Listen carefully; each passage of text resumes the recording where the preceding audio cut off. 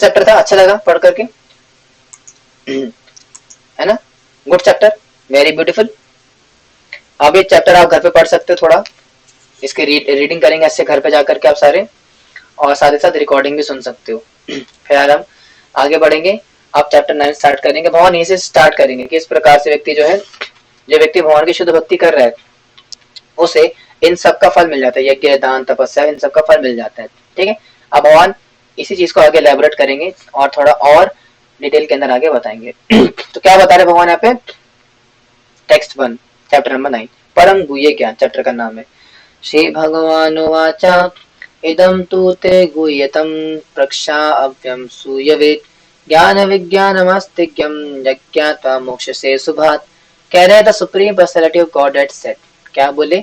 My dear Arjuna, because you are never envious of me, I shall impart to you this most confidential knowledge and realization, knowing which you shall be relieved of the miseries of the material existence. बहुत साफ साफ बता रहे, क्या बता रहे हैं?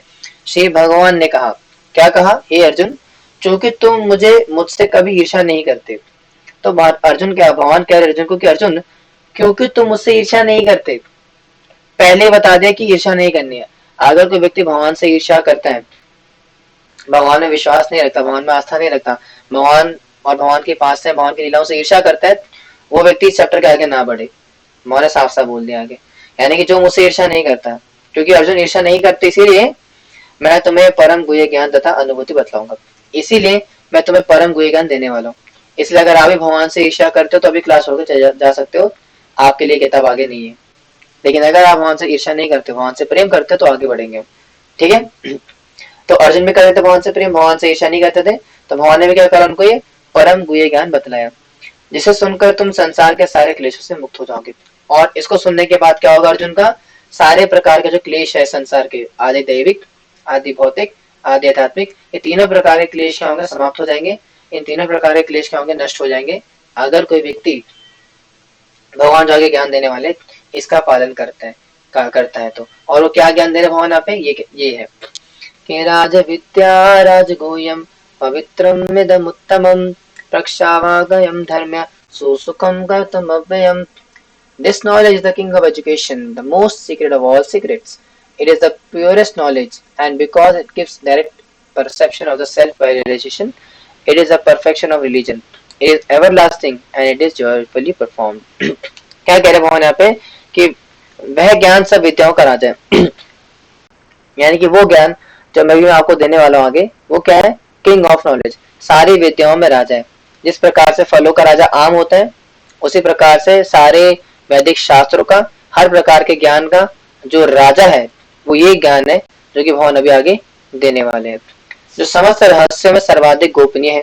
और क्या है? द मोस्ट कॉन्फिडेंशियल, यानी संसार के अंदर जितने बड़े बड़े सीक्रेट्स है, राज हैं, शास्त्र जितने दिए गए सारे भी राज हैं, उन सारे राज में से, उन सारे सीक्रेट्स में से सबसे बड़ा सीक्रेट ये वही ज्ञान है जो कि मैं भी आगे आपको देने वाला हूँ। यह परम शुद्ध है, यानी कि मोस्ट प्योर है, और चूंकि यह आत्मा की प्रत्यक्ष अनुभूति कराने वाला है। अब क्योंकि आत्मा की अनुभूति कराता है, हमें हमारा कनेक्शन स्टैब्लिश करता है परमात्मा के साथ, अतः यह धर्म का सिद्धांत है। इसलिए क्या है? This is the principle of the religion, क्योंकि ये भगवान से हमारा कनेक्शन स्टैब्लिश करने में मदद करता है, हमें हमारी आत्मा की अनुभूति कराता है कि हम शरीर नहीं, हम आत्मा है। इसीलिए जो है नॉलेज है, क्या है? सिद्धांत है धर्म का, यानी कि रिलीजन का अगर कोई प्रिंसिपल है तो वो है जो कि भगवान अभी आगे बताएंगे। यह अविनाशी है, यानी कि इसका कभी विनाश नहीं होता, कभी क्षय नहीं होता इस ज्ञान का, और अत्यंत सुखपूर्वक संपन्न किया जाता है, और इसको करने बड़ा सुख प्राप्त होता है, बड़ा ही जॉय आता है, यानी कि कभी विनाश नहीं होगा इस ज्ञान का और इस प्रक्रिया का, जो कि मैं अभी आगे बताने वाला हूँ। और साथ ही साथ इसको परफॉर्म करना, इस एक्टिविटी को परफॉर्म करना, that is very very joyful and very very blissing and very very heart purifying, heart touching. और वो क्या ज्ञान है भगवान आगे बता रहे, लेकिन उससे पहले क्या बताएंगे कि कौन इस ज्ञान को धारण कर सकता है, धारण नहीं कर सकता। कह रहे हैं कि अश्रद्धानः पुरुषा धर्मस्य परन्तपा अप्राप्य माम निवर्तन्ते मृत्यु संसार वर्त्मनि। Those who are not faithful in this devotional service cannot attain me, O conqueror of enemies. Therefore, they return to the path of birth and death in this material world. बहुत साफ साफ बता रहे, क्या बता रहे कि हे परंतप, यानी कि अर्जुन को कह रहे हैं कि जो लोग भक्ति में श्रद्धा नहीं रखते, यानी कि जो व्यक्ति इस नॉलेज को, जो कि आगे मिलने वाली है, अगर कोई व्यक्ति इस नॉलेज में श्रद्धा नहीं रखता जो कि आगे मैं देने वाला हूँ, तो वो मुझे प्राप्त नहीं कर सकता। यानी कि अगर आप इस चीज पर श्रद्धा नहीं रखोगे कि भगवान ने भगवद गीता के अंदर जो कहा है उस परम सत्य है, और भगवद गीता के अंदर जो प्रोसेस बताई गई है भगवान ने, वो सत्य है, वो सही है, जब तक आप इस पर भरोसा नहीं करोगे, आप भगवान को प्राप्त नहीं कर सकते हो। अतः वह इस भौतिक जगत में जन्म मृत्यु के मार्ग पर वापस आ जाते हैं। और फिर उससे नुकसान क्या होगा? अगर आप भगवान की बात नहीं मानते, भगवान की वाणी पे विश्वास नहीं रखते, और अगर आप ये नहीं मानते कि भगवान की इस वाणी का वचन करके मैं भगवान को प्राप्त कर पाऊंगा, तो उसका नुकसान क्या होगा? उससे क्या होगा? आपको इस मृत्यु संसार वर्तमनी, इस मृत्यु संसार में आपको वापस आना पड़ेगा, पुनरअपि जननम पुनरअपि मरणम करना पड़ेगा, है ना, पुनर्मुसिक भव, फिर से संसार में आना पड़ेगा और कष्ट भोगने पड़ेंगे। अब भगवान आगे कह रहे हैं, आगे कह रहे हैं कि मैं भी संसार के अंदर विराजमान हूँ। किस प्रकार से? कि मया तदमिदं सर्वं जगत अव्यक्त मूर्तिना मस्थानि सर्वभूतानि न च अहं तेषवस्थितः। By me in my unmanifested form, this entire universe is pervaded. All beings are in me, but I am not in them. Very important. भगवान कह रहे हैं कि मैं ये संपूर्ण जगत मेरे अव्यक्त रूप द्वारा व्याप्त है। यानी ये पूरा जो जगत है किस प्रकार से है? अव्यक्त रूप में मेरे अंदर। यानी कि इस पूरे संसार, जैसा हमने कल पढ़ा था लास्ट क्लास में, कि किस प्रकार से भगवान इस पूरे संसार में विद्यमान है, जिस प्रकार से एक माला के अंदर धागा होता है, जो माला होती है, माला के अंदर मोतियां लगी होती है, तो मोतियां नजर आती है, लेकिन अंदर माला के अंदर जो धागा होता है वो नजर नहीं आता। उसी प्रकार से भगवान यहाँ भी बता रहे हैं कि मैं भी इस पूरे भौतिक संसार में हूँ। किस तरीके से हूँ? अव्यक्त रूप में, यानी कि नजर नहीं आता हूँ। समस्त जीव मुझ में है, और सारे जीव किस में है? मुझ में आते हैं। आकृति माता जी, सूरज, अमित प्रभु, जगन मोहिनी माता जी, प्रीति माता जी, ये सारे किन में आते हैं? भगवान के अंदर ही आते हैं, लेकिन मैं उनमें नहीं हूँ।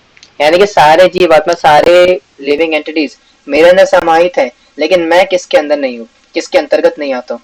सिंपल सी बात है, जैसे एक माँ होती है, अब माँ से कई बच्चे आते हैं, एक माँ के 3-4 बच्चे होते हैं, तो माँ क्या बोलते हैं कि सारे बच्चे मुझसे आए हैं, लेकिन क्या बच्चों से माँ आई है? नहीं, बच्चे माँ से आते हैं, लेकिन बच्चों से माँ नहीं आती। उसी प्रकार से भगवान से सारा संसार आता है, भगवान में ही सारा संसार आता है, लेकिन संसार के अंदर भगवान नहीं आते, मतलब संसार से भगवान नहीं आते। ठीक है, थोड़ा कॉम्प्लिकेटेड तो नहीं है, लेकिन हाँ थोड़ा ट्रिकी था, लेकिन समझ में आ गया होगा। आगे बढ़ेंगे, आगे भगवान क्या कह रहे हैं? आगे कह रहे हैं कि नाचा मत्स्थानि भूतानि पश्चिमे योग महेश्वरम भूत भुंजन भूतस्थो मम्मात्या भूत भावना, and yet everything that is created does not rest in me. Behold my mystic opulence. Although I am the maintainer of all living entities, and although I am everywhere, I am not a part of this cosmic manifestation. For myself is the very source of creation. Very important. Mohan कह रहे कि तथापि मेरे द्वारा उत्पन्न सारी वस्तुएं मुझ में स्थित नहीं रहती। कह रहे हैं तथापि, मोहन कह रहे कि ऑल्दो मेरे द्वारा जो वस्तुएं सारी उत्पन्न हुई है वो मुझ में स्थित नहीं रहती। जरा मेरे योग ऐश्वर्य को देखो। क्या है क्या? हाँ, जरा मेरे योग ऐश्वर्य को देखो, यद्यपि मैं समस्त जीवों का पालक हूँ। एक सेकेंड, अभी क्वेश्चन एंड में आएंगे। मोहन कह रहे हैं कि यद्यपि मैं समस्त जीवों का पालक हूँ, यानी कि सारे जीवों को मैं पालता हूँ, और सर्वत्र व्याप्त हूँ, यानी कि सारे जीवों का पालक भी मैं हूँ और चारों तरफ व्याप्त भी मैं हूँ, लेकिन मैं इस विराट अभिव्यक्ति का अंश नहीं हूँ, क्योंकि मैं सृष्टि का कारण स्वरूप हूँ। तो भगवान कह रहे हैं कि ऑल दो ये सारी मैनिफेस्टेशन मुझ पर ही व्याप्त है और सब कुछ मुझसे ही आता है, लेकिन मैं इसका अंश नहीं हूँ। भाई मैंने एग्जांपल, जिस प्रकार से एक माता होती है, एक माता से कई सारे बच्चे आ जाते हैं, तो माँ क्या बोलती है कि मेरे बच्चे हैं, लेकिन बच्चों से माँ आती है, माँ से बच्चे नहीं आते। उसी प्रकार से भगवान भी क्या है, भगवान से पूरा संसार आया है, भगवान से सारी जीवात्माएं आई है, भगवान से पूरा कॉस्मिक मैनिफेस्टेशन आया है, लेकिन इसके बावजूद भी भगवान इनसे नहीं आते, भगवान इनसे पृथक है। 2-3 बार सॉल्व करेंगे, फिर एंड करेंगे क्लास को। आगे बढ़ेंगे, आगे भगवान कह रहे हैं कि यथाकाश स्थितो नित्यं वायु सर्वत्र गो महान तथा सर्वाणि भूतानि मस्थानि त्युपर धारया। Understand that as the mighty wind blowing everywhere rests always in the sky, all created beings rest in me.